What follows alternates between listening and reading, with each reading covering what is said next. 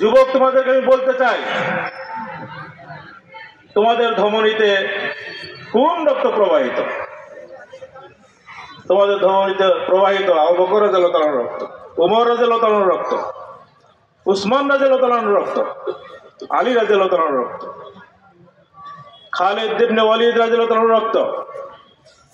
সুতরাং তোমরা যারা যুবক, তোমাদের শক্তি, তোমাদের রক্ত অন্যায় পথে ব্যয় হতে পারে না। তোমাদের রক্ত, তোমাদের শক্তি অবশ্যই ইসলামের পথে ব্যয় হইতে হবে।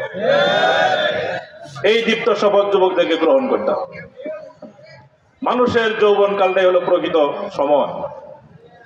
এখানেই মানুষ কিছু করতে পারে, ভাঙতেও পারে, গড়তেও পারে। সে কারণে কিয়ামতের দিন যৌবনের হিসাবটাকে আলাদা করে নেওয়া হবে। 5টি বিষয়ে প্রশ্ন করা হবে। তার অন্যতম একটি হলো আনসাবাবি ফিমা আবলাগু। মানুষ আর যে যুবক যৌবনকালে নাশা ফি ইবাদাতিল্লাহ, আল্লাহর ইবাদতে অতিবাহিত করে, আল্লাহর নির্দেশ মোতাবেক নিজের জীবন পরিচালিত করে, তার হুকুম মোতাবেক চলে। আল্লাহ রাসূল বলেছেন, কিয়ামতের ভয়াবহ দিনে যে 7 শ্রেণীর ব্যক্তিকে আরশের ছায়ার নিচে স্থান দেওয়া হবে, তাদের এক শ্রেণী হলো এই যুবকরা, যারা দিনের পথে নিজের জীবনকে পরিচালিত করে। সুতরাং আজকের এই মানবতা যুব সংঘকে আমরা অভিনন্দন জানাই যে তারা একটি মহৎ উদ্যোগ গ্রহণ করেছে।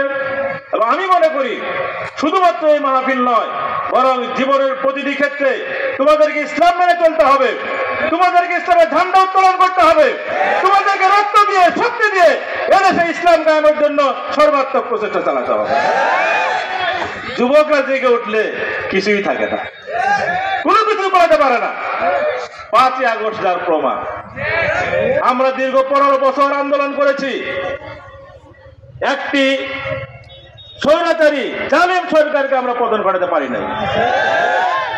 যখনই যুবকরা জেগেছে, ছাত্ররা জেগেছে, জুলুম আর টিকতে পারে নাই, জালেম আর টিকতে পারে নাই, বাধ্য হয়ে দেশ ছেড়ে পালিয়ে গিয়েছে।